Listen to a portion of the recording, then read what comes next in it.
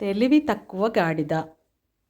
ఎలుకతోలును తెచ్చి ఎంతెంత ఉతికినా నలుపు నలుపే గాని తెలుపు రాదయా అన్న వేమన శతకం అందరికీ తెలిసే ఉంటుంది. ఏ పని చేసినా అందులో మనకి గుణగణాలు స్పష్టంగా కనిపిస్తాయి. అవసరం కోసం కొంతమంది వేషం మార్చి ఇతరులను మోసం చేసి తమ పబ్బం గడుపుకుంటూ ఉంటారు. అలా వాళ్ళు చేసే మోసమేదో ఒకరోజు అందరికీ తెలిసిపోతుంది. అప్పుడు చీవాట్లు చెప్పు దెబ్బలు తింటారు. ఊసరవెల్లిలా రంగులు మార్చి ప్రయోజనం పొందాలనుకుంటే అది తాత్కాలికమే. ఎక్కువ కాలం ఆ మోసం సాగదు.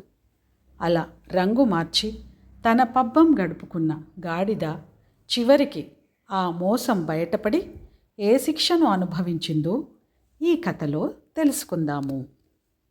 వల్లభాపురంలో రాములు అనే ఒక చాకలి ఉండేవాడు. అతని దగ్గర 2 గాడిదలున్నాయి. అవి రోజు బట్టల మూటలను ఇంటి దగ్గర నుంచి కాలువకి, కాలువ దగ్గర నుంచి ఇంటికి చేరుస్తూ అతనికి సహాయంగా ఉండేవి. 2 గాడిదలలో ఒక గాడిద ముసల్ది అయిపోయింది. అది అంతకు ముందులాగా బట్టల మూటని మోయలేక ఎక్కడ పడితే అక్కడ కూలబడిపోతుంది. కొద్ది రోజులు దానితో ఇబ్బంది పడ్డ ఆ చాకలి దానిని కసాయివాడికి అమ్మేయాలని నిర్ణయించుకున్నాడు. అప్పుడు ఆ గాడిద, "ఓ చాకలి, నన్ను కరుణించు. ఇన్నాళ్ళు నా శక్తి ఉన్నంతవరకు నీకు సేవ చేస్తూ వచ్చాను.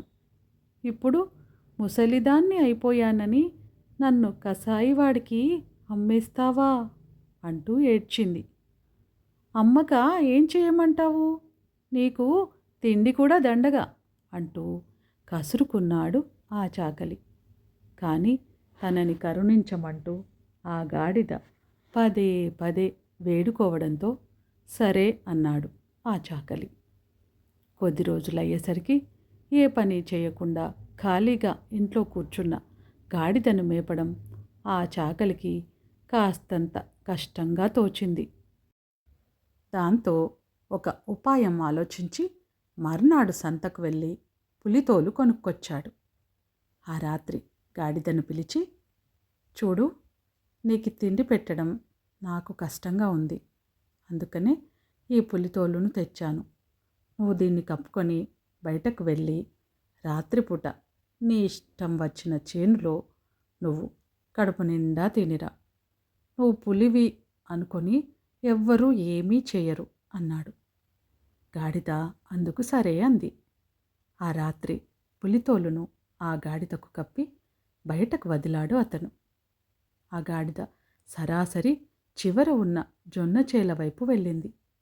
ఆ చేనుకి కాపలా ఉన్నవాళ్ళు దాన్ని నిజంగా పులి అనుకొని పారిపోయారు. గాడిద దర్జాగా అర్ధరాత్రి వరకు కడుపు నిండా తిని ఇంటికి వచ్చింది. ఇంకా అలా ఆ రోజు నుంచి గాడిద పులితోలు కప్పుకొని చేలల్లోకి వెళ్ళి కడుపు నిండా తిని ఇంటికి చేరుకునేది. చేనులకి కాపలా ఉన్నవాళ్ళు పులి మహాక్రూర జంతువు, దానెదుట పడితే చంపి తింటుంది. ఒకసారి మనిషి రక్తం రుచి మరిగితే అదిక ఊరి మీద పడి అందరినీ చంపి తింటుంది అని భయపడి దాని జోలికి పోకుండా అది వచ్చినప్పుడు దూరంగా పారిపోయేవాళ్ళు. అలా ఆ గాడిద ఇష్టం వచ్చినట్లు పొలాలలో చేరి తినేది. ఇలా ఉండగా ఆ ఊర్లో శివయ్య అనే ఒక రైతు ఉండేవాడు. తనకున్న కొద్ది పొలంలో జొన్న పంట వేసుకున్నాడు. శివయ్య జొన్న చేను కాపుకు వచ్చింది. ఒక రాత్రి పక్క పొలంలో తిని శివయ్య పొలంలో కూడా 4 జొన్న కంకులను తిని ఇంటికి వెళ్ళింది గాడిద. మర్నాడు పొద్దున్నే పొలం దగ్గరకు వచ్చిన శివయ్య పులికన్ను తన పొలం మీద కూడా పడిందని గ్రహించాడు. దాని బాధ నుంచి తన పొలాన్ని ఎలా కాపాడుకోవాలా అని ఆలోచిస్తుండగా పులి ఎక్కడన్నా గడ్డి మేస్తుందా అనే అనుమానం వచ్చింది అతనికి.